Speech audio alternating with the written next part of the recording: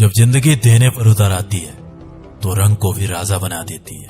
मोहल्ले के cricket player को मुल्क का सुपरस्टार बना देती है। और जब वही जिंदगी छीनने पर उतर आई तो पहले पहचान, फिर विश्वास और अंत में जगह छीन लेती है।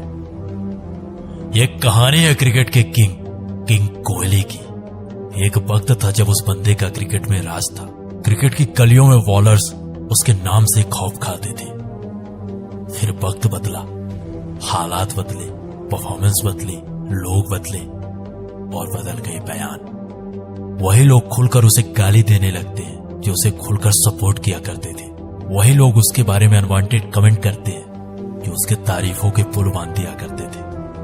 पिछले 2.5 साल उसको बहुत कुछ सिखा गए।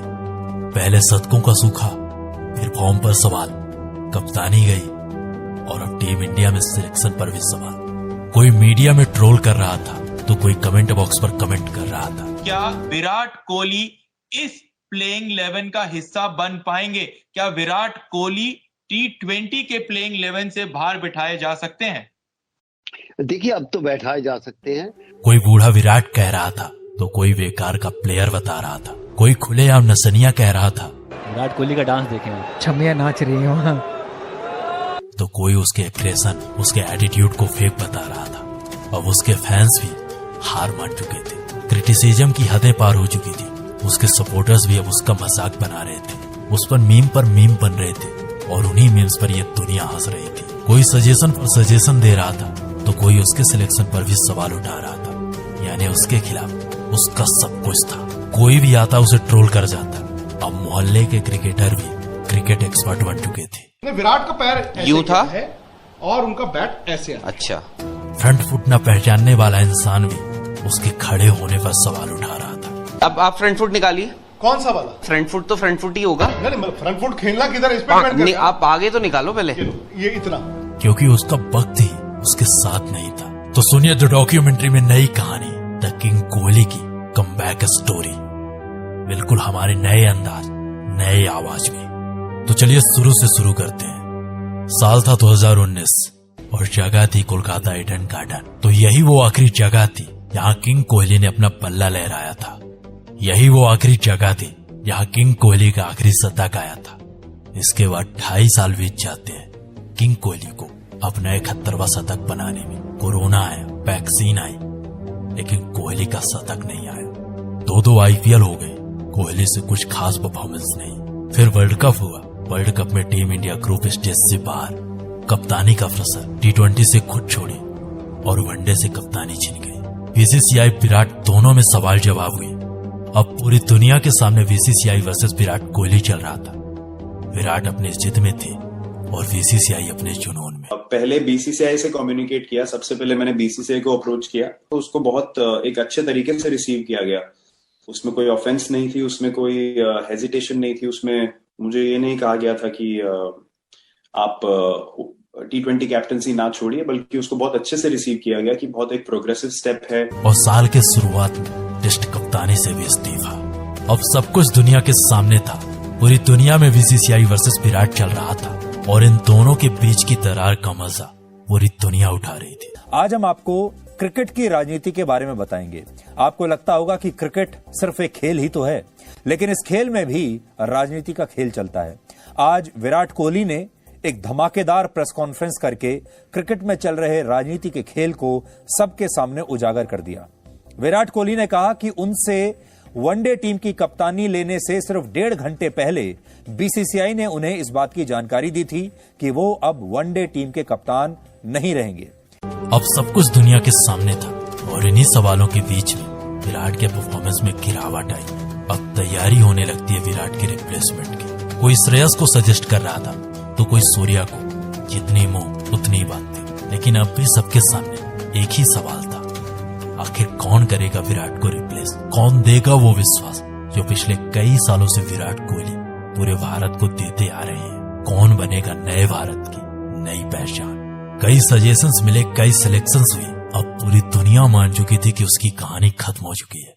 कई साल बीत चुके थे उसके आखिरी शतक को। क्रिकेट पंडितों का पूरी तरह से भरोसा उठ चुका था। क्रिकेट पंडितों को विराट पर कोई विश्वास नहीं था, लेकिन कहते हैं ना कि क्रिकेट का किंग अगर इतने में हार जाता तो फिर काहे का क्रिकेट का गेम। अगर कहानी यहीं खत्म हो जाती तो लोग कहते कि क्रिकेट का किंग हार गया, लेकिन ऐसा कुछ भी नहीं हुआ। किसी ने क्या खूब कहा है कि बुरा वक्त सबकी लाइफ में आता है, लेकिन बुरा वक्त अपनों की पहचान करा जाता है, और कुछ ऐसा ही हो रहा था उसके साथ। एशिया कप 2022 से पहले उसके टीम में होने पर भी सवाल था। लोग उसके सिलेक्शन पर सवाल उठा रहे थे, उसके सिलेक्शन को भारत की कमजोरी बता रहे थे। इसलिए मेरा मानना है कि अगर सूर्य नंबर 3 पे बल्लेबाजी करते तो वो बेहतर रहेगा एज कम्पेयर टू की विराट कोहली। लेकिन कप्तान और टीम मैनेजमेंट को अब भी उस पर भरोसा था।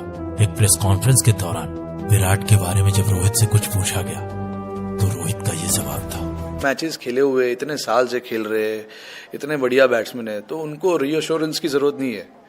आई थिंक मैंने लास्ट प्रेस कॉन्फ्रेंस में भी यही बोला था, फॉर्म तो ऐसे जो प्लेयर जो इतना साल खेले हुए और इतना रन बनाया है, इतने मैचेस जीता है, उनको 1 या 2 इनिंग की जरूरत रहती है, बस ये मेरा मानना है। आई एम श्योर सबका मानना भी यही होगा जो भी क्रिकेट देखते।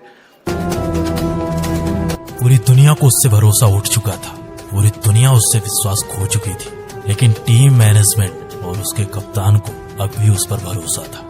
इन सारे सवालों के बाद अब कहानी शुरू होती है उसके कमबैक की। जिस इंसान के एशिया कप में सेलेक्ट होने पर भी सवाल उठे थे, वही इंसान एशिया कप खत्म होते होते सब लोगों को जवाब दे चुका था। एशिया कप के पहले मैच में उसने वापसी के संकेत दिए और एशिया कप के आखिरी मैच में सबको जवाब दे दिया। उसने एशिया कप के आखिरी मैच में अफगानिस्तान के खिलाफ 71 मैचों बाद अपने करियर के 71वां शतक लगाया और उसके बाद ऑस्ट्रेलिया के खिलाफ घरेलू सीरीज में शानदार परफॉर्मेंस दी।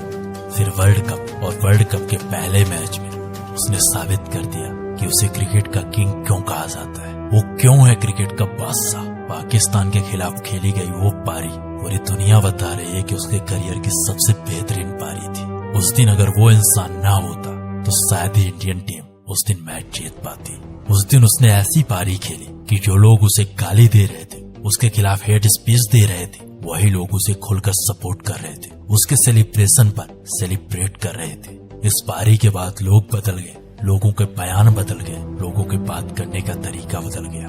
उस दिन सचमुच विराट ने विराट पारी खेली थी, एक ऐसी पारी खेली थी जो करोड़ों हिंदुस्तानियों के दिलों पर राज करेगी। ऐसा नहीं था कि विराट कोहली ने पिछले 2.5 सालों में कोई परफॉर्मेंस नहीं दी थी, इस दौरान भी विराट बेहतरीन पारी खेल रहे थे, लेकिन इन 2.5 सालों के दौरान विराट की पहचान, विराट के शतक नहीं निकल रहे थे।